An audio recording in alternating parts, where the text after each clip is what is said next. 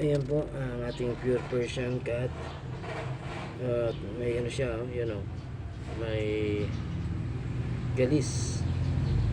Ngayon, gagamitin ko yung natutunan ko sa YouTube na panood ko. Meron akong gamot na gagamitin. Ayan po, ito po yung gamot na nakita ko sa YouTube na ginagamit ng isang nag-aalaga ng pusa. Matagal sila nag-aalaga ng pusa, so lagi silang may senaryo na yung nagkagalis yung kanilang pusa. Ito lang po ang ginamit nila, so kung gumaling ang pusa nila, kasi kailangan maagapan to hindi kakalat kasi yan yung galis na yan. Ito naman yan yan, nakikita siguro yan kahit sa buntot meron yan, mga balat-balat niya meron din, parang nagpapalgas din siya. So hanggat hindi pa dumarami, kailangan maagapan na, kasi napakaganda niya magiging kapartner nito ni Zoro. Yan, lalaki yan, at ito naman ay babae.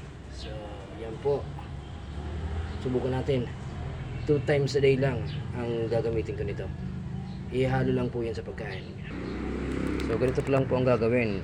Lalagyan mo ng pagkain 2 times a day lang po, umaga at gabi, kasi hindi naman siya as in malala. Pag sabi daw, pag malala, kailangan 3 times a day yan.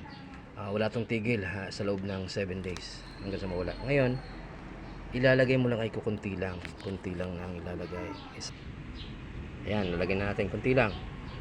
Ayan, ganyan to, ganyan. Ayan, nakahalo dyan, kahalo na yan.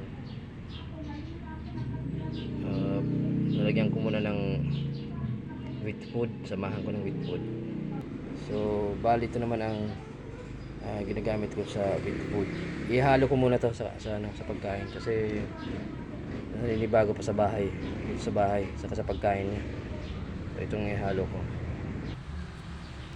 Yan, kaso ayaw niyo pang kumain. Kain din naman yun mamaya. Ayaw niyo pang kumain naninibago pa sa bahay, sa bagong amo niya. Ayun, laging nakatanaw sa malayo. Pero mamaya update ko na lang kayo kung ano mangyayari dyan. So 7 days ang gamutan.